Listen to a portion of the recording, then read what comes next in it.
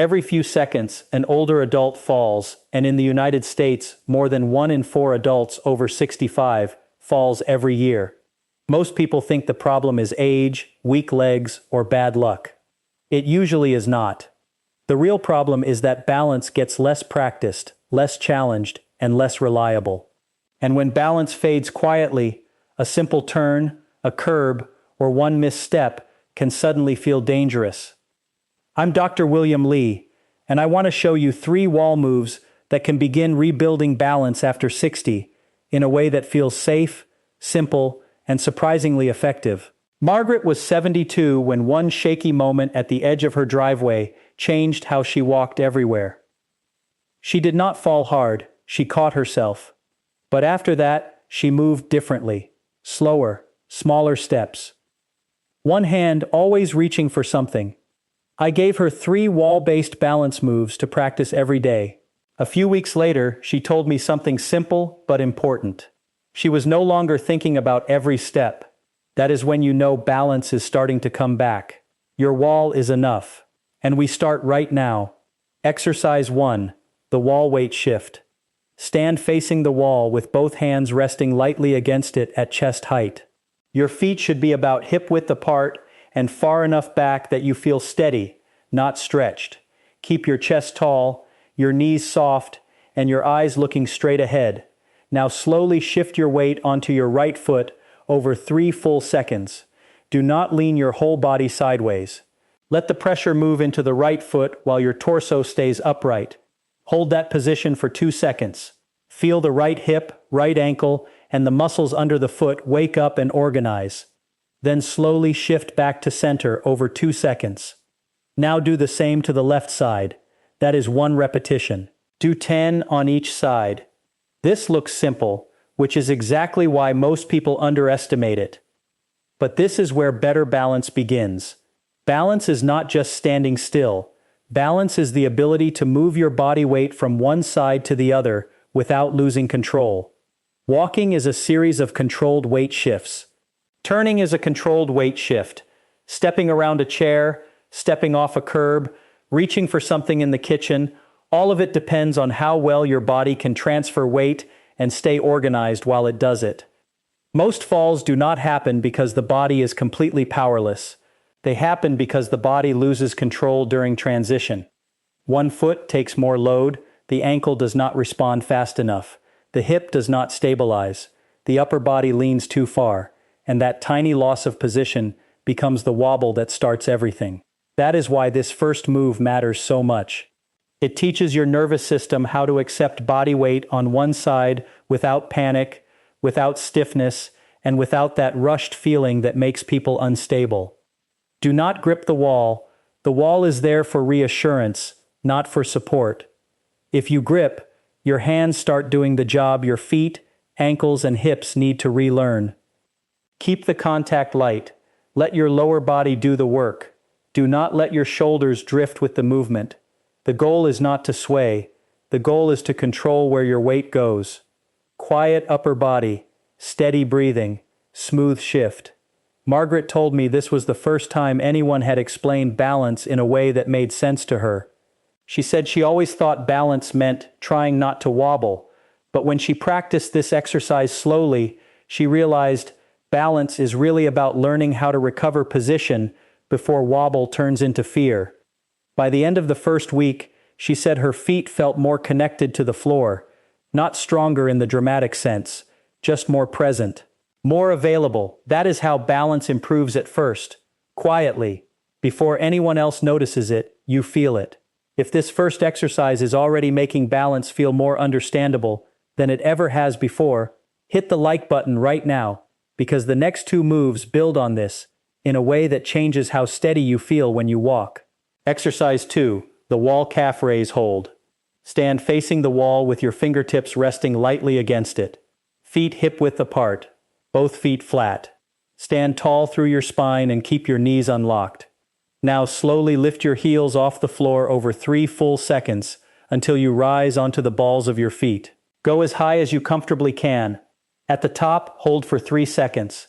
Feel the calves tighten, the ankles organize, and the small muscles in the feet switch on. then lower slowly over 3 full seconds. That is 1 repetition. Do 12 to 15. This is not just a calf exercise, it is an ankle control exercise.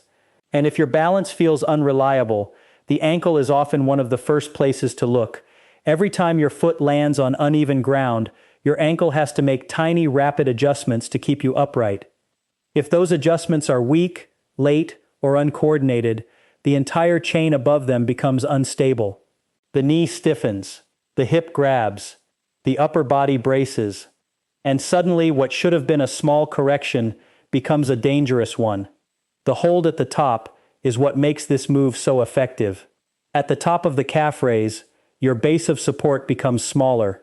The body has less margin for error there. That means the ankle and foot have to work harder to keep you controlled.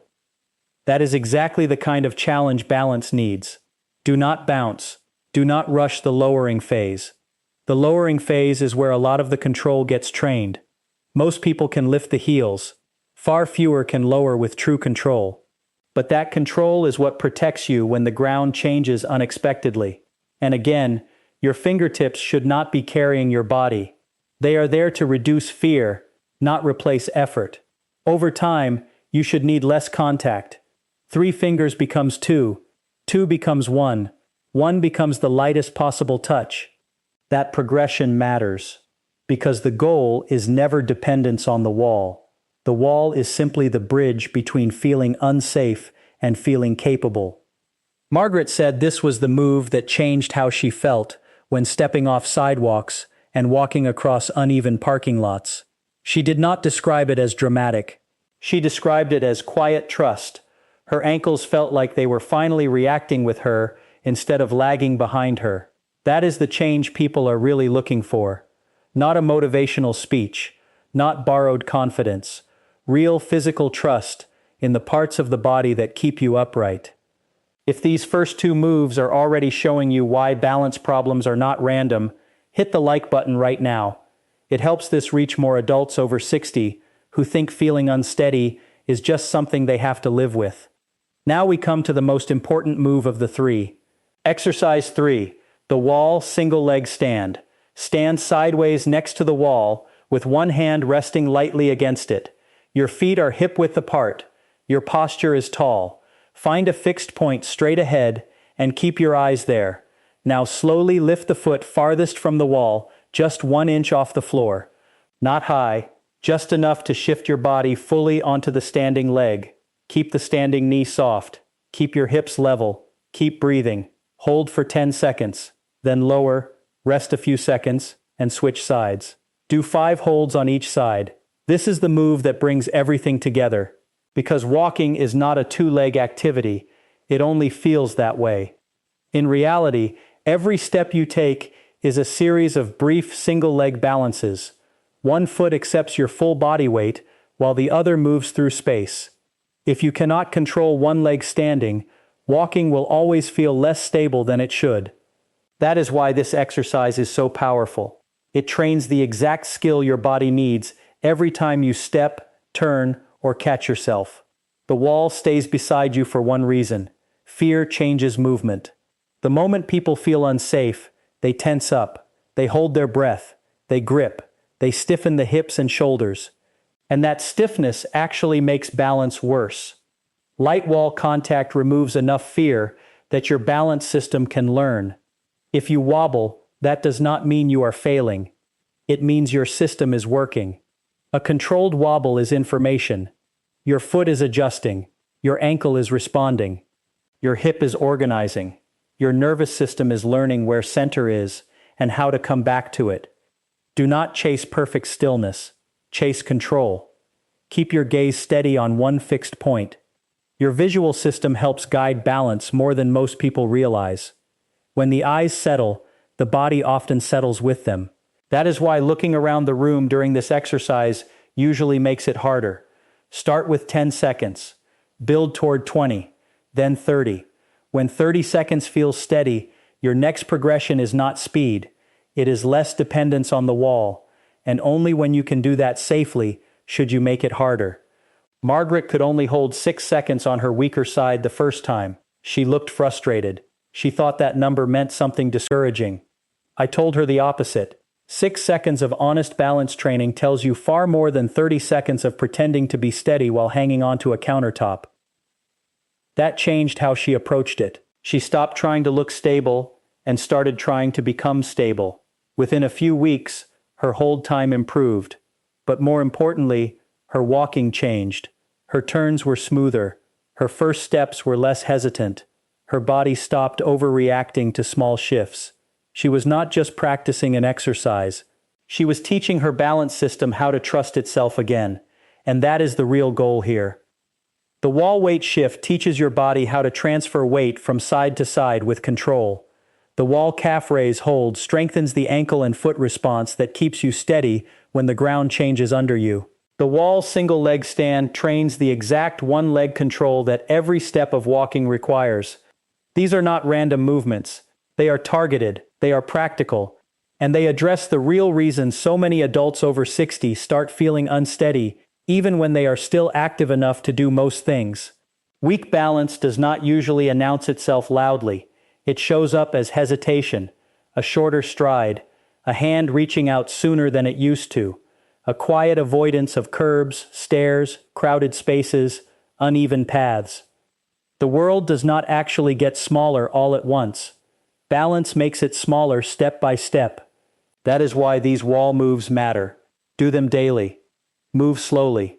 Respect the holds. Let the wall make it safe, but not easy. In a short amount of time, you may notice what Margaret noticed first. Not that you are performing the exercises better, but that ordinary movement starts feeling less demanding. You stop negotiating with every step. You stop thinking so much about falling, and that freedom is what better balance gives back. If you have a knee issue, an ankle history, a hip replacement, or a condition that changes how these should be modified, leave it in the comments, and Dr. William Lee will guide you in the safest direction. If this helped you, subscribe and stay with Dr. William Lee for more simple, targeted sessions that help your body feel stronger, steadier, and more reliable after 60. And share this with one person who says they feel fine, but always reaches for the wall. Sometimes that reach is the warning, and sometimes the right 3 moves are where confidence begins again.